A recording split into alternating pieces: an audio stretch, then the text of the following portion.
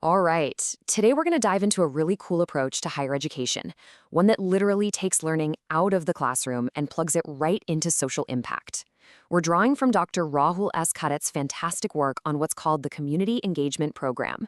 So let me ask you something. What if your final project for a class wasn't just another paper to be graded, but something that could actually change a life?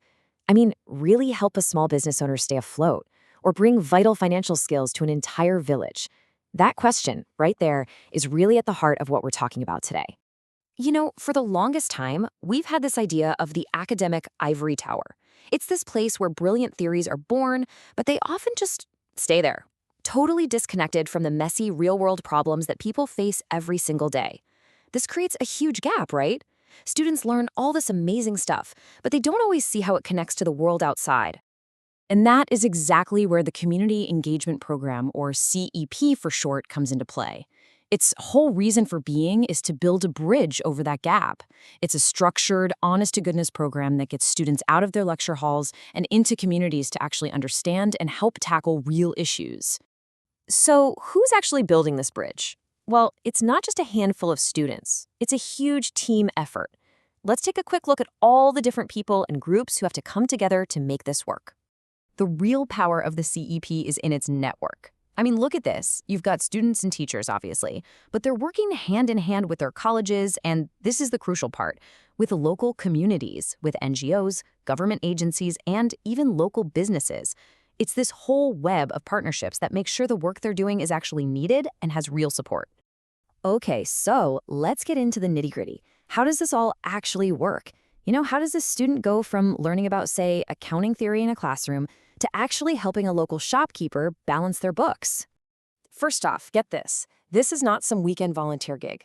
It's a compulsory 2-credit course that totals 60 hours. That time commitment is a really big deal. It shows that the university sees community engagement as a serious, core part of a student's education. But here's the part that really blew my mind. Look at how those hours break down. Only 15 hours, just 25% of the course, is spent in a traditional classroom. A whopping 45 hours, or 75%, is dedicated to being out in the field, interacting directly with the community. This right here is the secret sauce. It guarantees the program is all about learning by doing. So what do students actually do during all that fieldwork?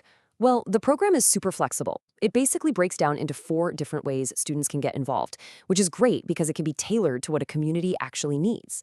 First up, you've got service learning. This is probably the most direct form of engagement. Students just take what they know and provide a service. The example here is perfect. Commerce students organizing financial literacy camps to teach villagers about things like budgeting and saving. So practical, so needed. Next, there's community-based research. This is where students put on their researcher hats. Instead of just reading a textbook about economic hardship, they're out on the streets, surveying vendors to understand the real day-to-day challenges they're up against. They're collecting actual data on local problems. The third type is knowledge sharing. This one's all about becoming a community educator. Students and their teachers go out and run workshops and training sessions. It could be anything from teaching people how to use digital payment apps to helping them navigate confusing government forms. And finally, we have social innovation. This is where the creativity really kicks in. Students are challenged to come up with totally new ideas or tools to solve a problem.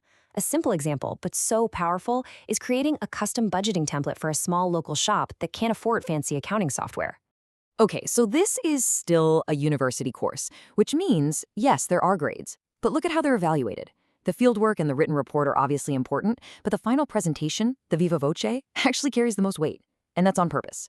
It shows that a huge part of the learning is being able to clearly and effectively communicate what you did and why it mattered.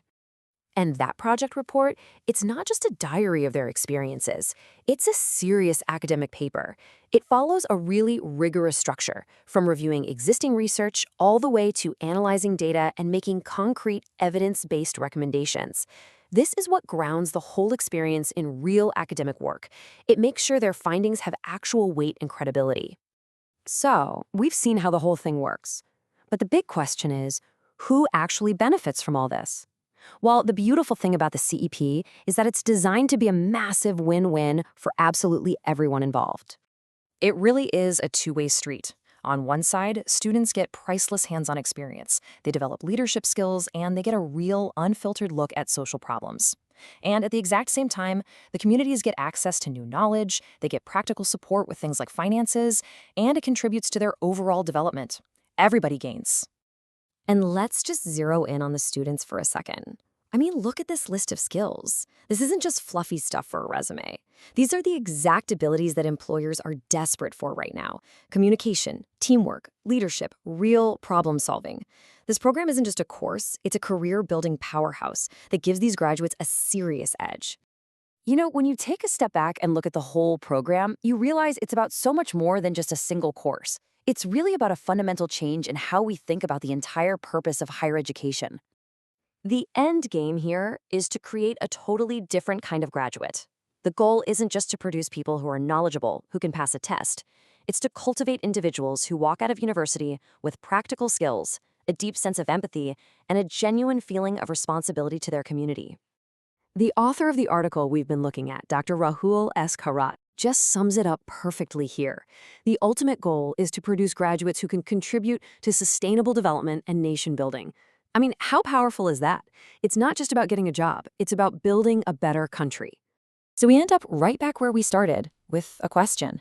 A program like this shows us a model where students aren't just preparing for the future, they are actively building a better one right now. Just imagine for a second, what if this wasn't the exception, but the rule? What kind of world could that next generation build?